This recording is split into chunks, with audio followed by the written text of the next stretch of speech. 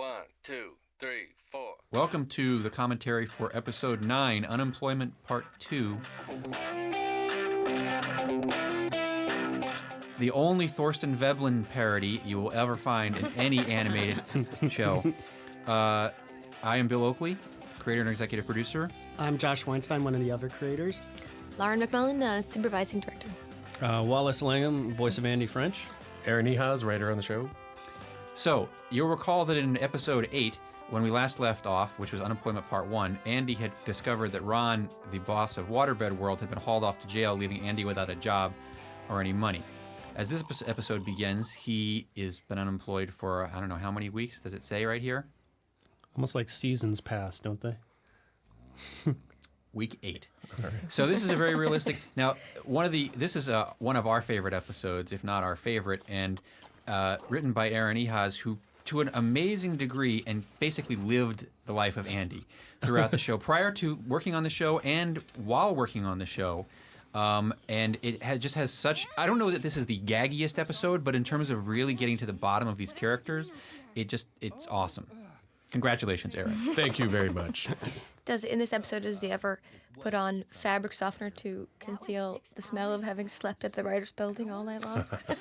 So I had a Febreze habit for a while there. One thing about The Office, as a side note, there are great offices in Santa Monica, and if you watch Project Greenlight, you will also see that those offices are the headquarters of Matt Damon and Ben Affleck's company. Yes, they have been renovated and turned into a much fancier place. Does Neil Young still have the train set there? No, he moved out too, I think. Damn. Oh, that's right. Neil Young's piano was there and stuff.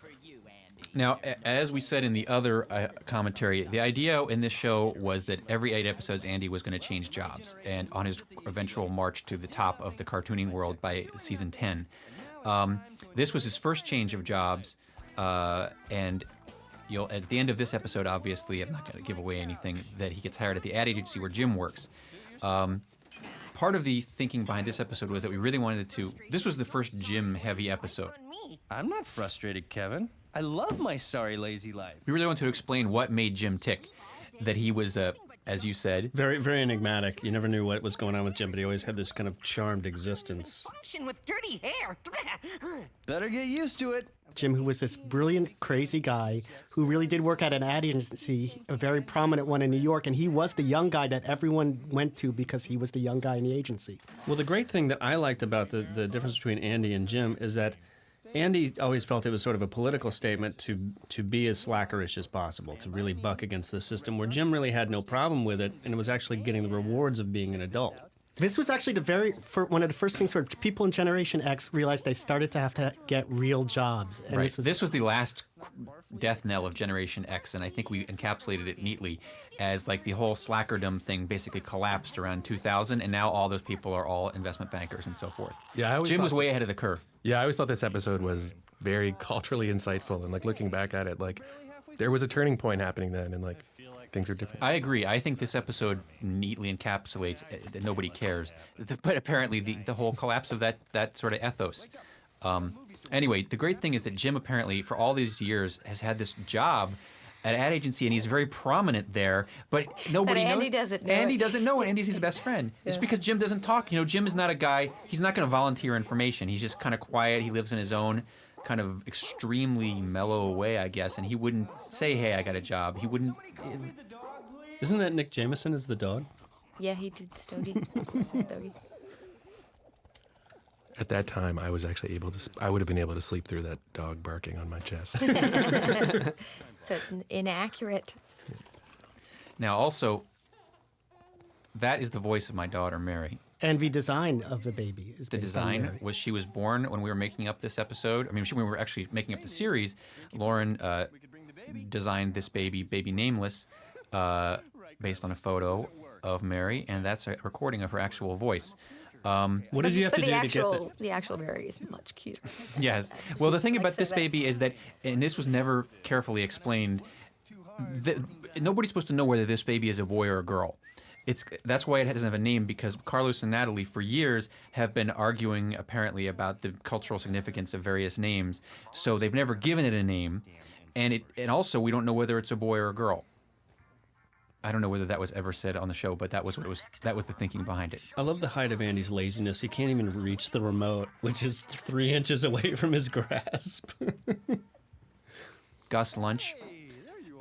It's purposely called Gus Lunch, by the way, because we just figured that Gus would be the kind of guy who didn't even bother with the apostrophe It's my S. name, it's a lunch. Gus Lunch. Get rid of that apostrophe. Yeah, I don't need that crapping up my sign. When he sees how you're dressed.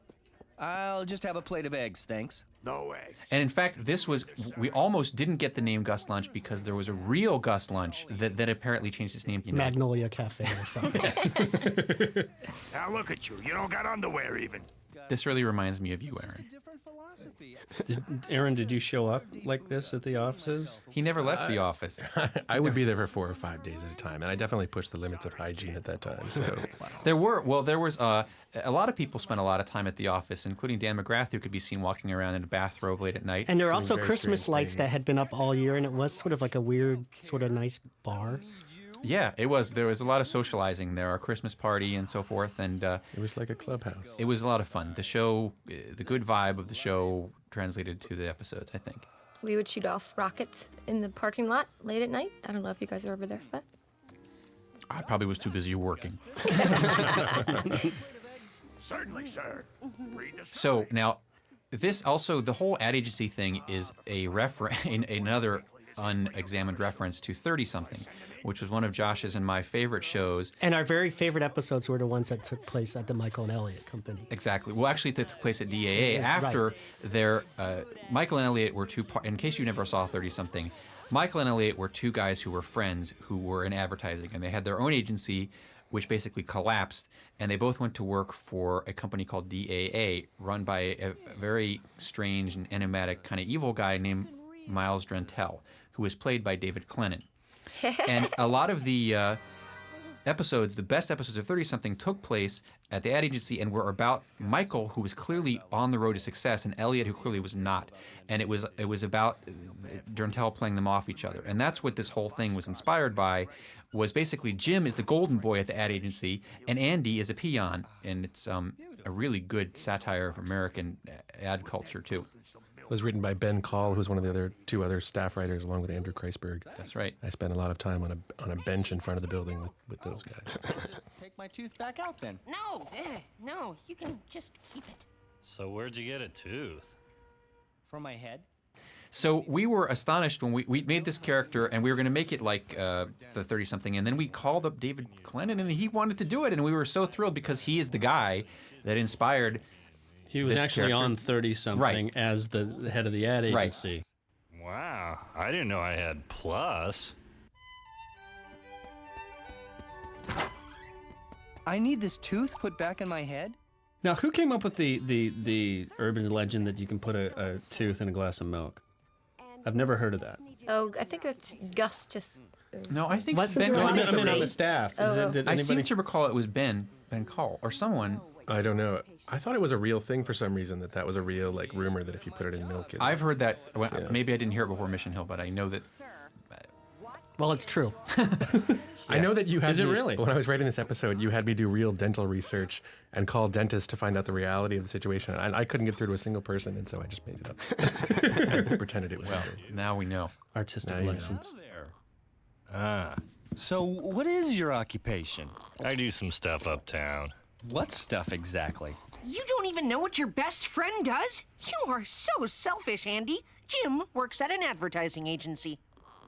How on earth did you know that? Because I am not a self-absorbed... That's another thing is that Kevin apparently knows all about it, Jim, because he obviously he is not a self-absorbed slacker like Andy, who never bothered to ask his best friend what he does during the day. Blue. Very impressive. What's my middle name? It's like Richard or Robert. It's something. I always love that performance. Thank you. Very well directed by you, sir. Meet me at work for lunch tomorrow. I'll Look at teach you Jim's all handwriting. This coming up is one of my favorite animated sequences.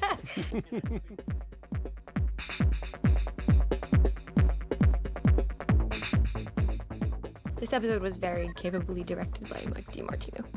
Yeah, It was a sort of example of the way we wanted all the episodes to look, but this one came the closest. So. Now, what is the Okay. name? This name It's funny. I tell you, it's funny. It's not. It's supposed to be funny. The whole point of this name, and it was contended over a lot. It's supposed to sound. Most real advertising agencies today are the combination of like 7 other ad agencies, like TWBWA, Chiat Day, Creative, and they don't make any sense. So we said, make up a name that sounds real. We don't want it to be funny. And a lot of people kept handing in names like Smotchy and Smotchy and stuff that it's too funny. This episode, we wanted to really be realistic. So the name, Aaron came up with this name. That's right. One of my strange skills on this show was coming up with things that were so unbelievably mildly funny that most people didn't even realize they were funny. But somehow Bill and Josh would recognize like the tiniest bit of parody that was included. A lot of this show was about writing that really subtle line where something is extremely realistic but just the tiniest bit funny. And admittedly, apparently the audience on the WB didn't appreciate that. But our audience now does. Yes. So thank you guys. Yes. Also, look out for these ads. There's another great thing on the background, and the ads that Jim designed are the hippest ads in the world. Apparently, Jim has these great skills with graphics and so forth. And see, right there's the hot sauce, the salsa, and there's a snowman running away from the salsa. It says hot stuff. There's also a condom ad for Lubex. Lubex, yeah. And was the other one there?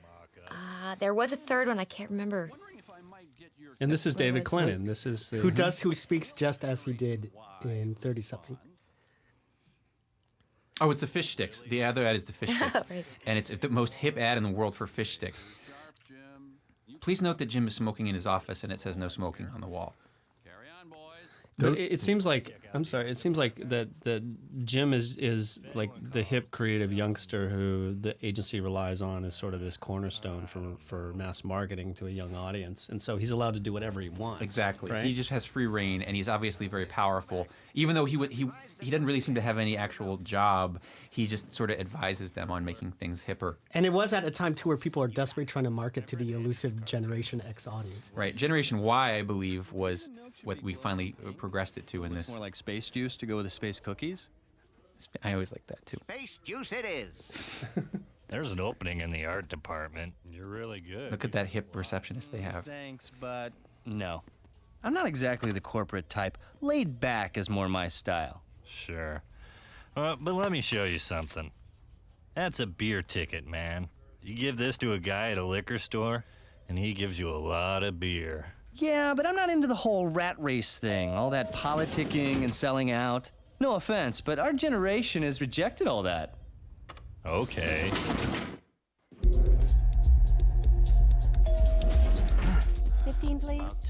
The difference between Stacy and Gwen is another thing that was an incredibly carefully worked out, subtle thing that I don't think people understood. But Stacy was just didn't have what Gwen had. Explain. Like Aaron wrote that episode. Efficient. Tell me about the difference between Stacy and Gwen. Oh, well, I think they're very different, but well, for the person, the casual observer, I think Stacy was just sort of. She was like a very bland, superficial sorority type, whereas Gwen had untold number of interesting dimensions and sides to her. Right. She was definitely hipper and weirder, but her one trait seemed to be that like. She and Andy would break up, and she would still keep going back to him, sort of. And so this is the episode where she finally takes a stand and is like, "No." Yeah, her level of tolerance and for Andy, I know he's the worst boyfriend in the world. Yeah, it's pretty huge. Notice the stink lines coming off the guy. Please note that this guy's missing the same tooth that Andy is missing, and more. Yeah. He is seeing the future of his situation. Andy's elevator ride to reality is what that seemed like. That sinking feeling. Phew. From now on, I swear, Andy French is on track for success. Can I borrow 90 cents for the subway? The structure of this ad agency also, the cast of supporting characters was very carefully thought about. In terms of there are also some guys there who just never got, like Stan in the art department. During the 90s? Yeah, I love that toast joke.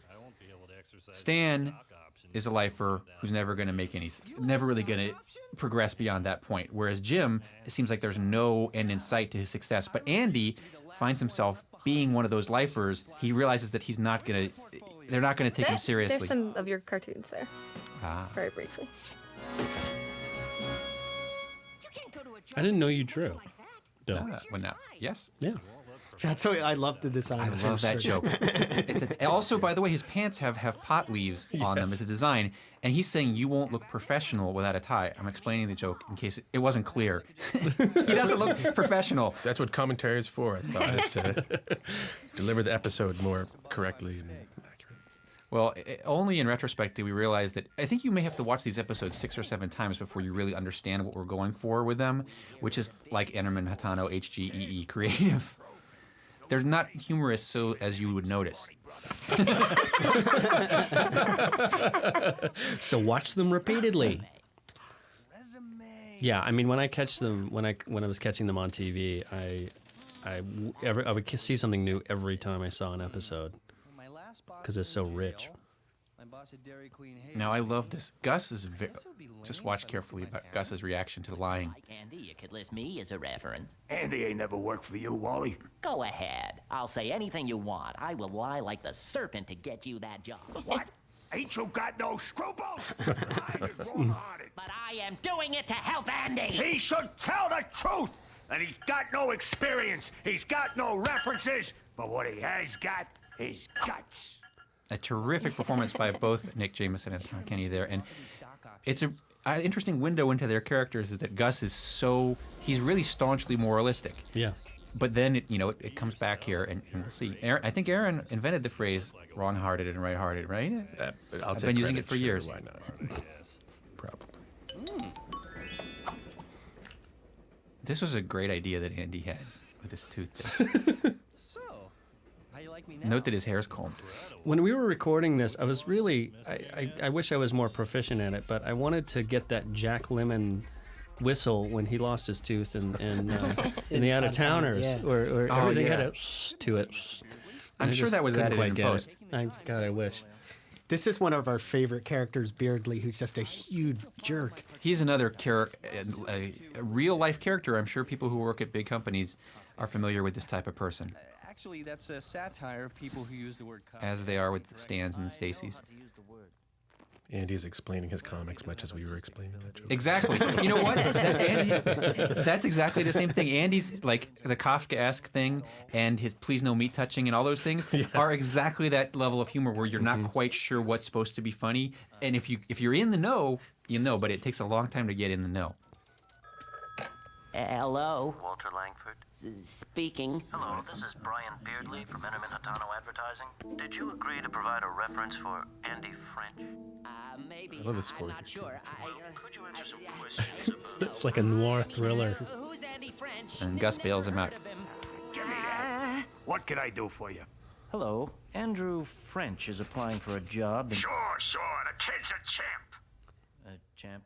You got a single brain in your head. You'll hire this kid. Uh-huh. Thank you. That certainly was a ringing endorsement. We'll get back to you.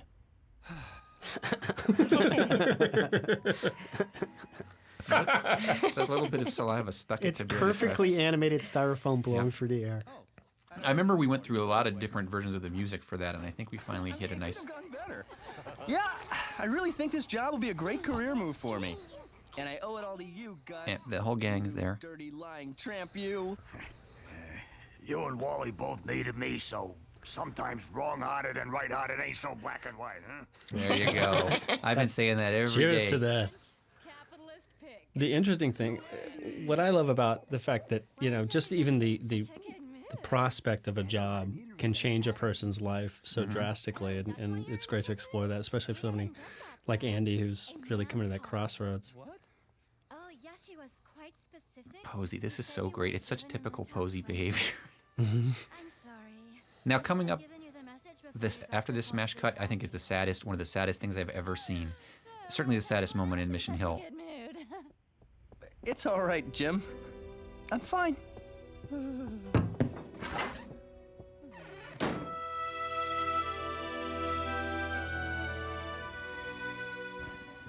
And look at that. It's terrible. Now, the aerial shot, it looks like Bugles and vomit, or is it just like some kind of I think it liquid? might It's have like the actually end vomit. of Taxi Driver.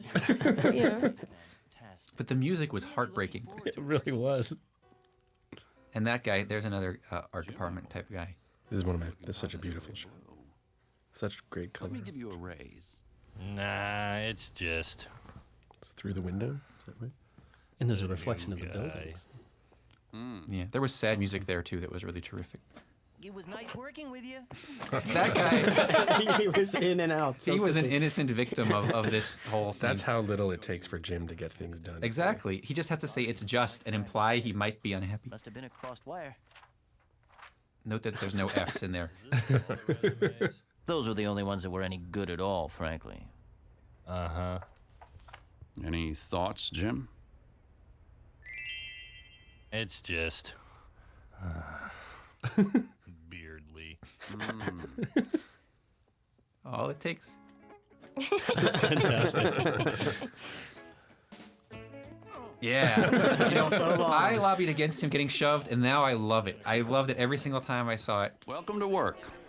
I hope you know how. That's a line we've been using I've been for saying years. that a lot. Welcome to work. I hope you know how. Tooth put back in my head. That guy went to the Royal College of Oral Surgery. Did you see that diploma on the wall? So you can't put it back? At all? No. Here's some made-up dentistry now. Cast your tooth in ceramic and implant it using titanium micro rods. I really thought that was real. I thought that until was now. real too. Well, I Darn. did the research, you know. Go for it. There's the happiest guy ever to have a dentist drill stuck in his mouth. And look at all those horrible tools. That was the point. Implements The of point was that he destruction. has a big smile despite all the horrible tools. I'm going to explain every joke from now on. Can we go back through every other episode? All right. Well, we'll see you on episode 13. This has been episode 9. Thanks for listening. Good night and good luck.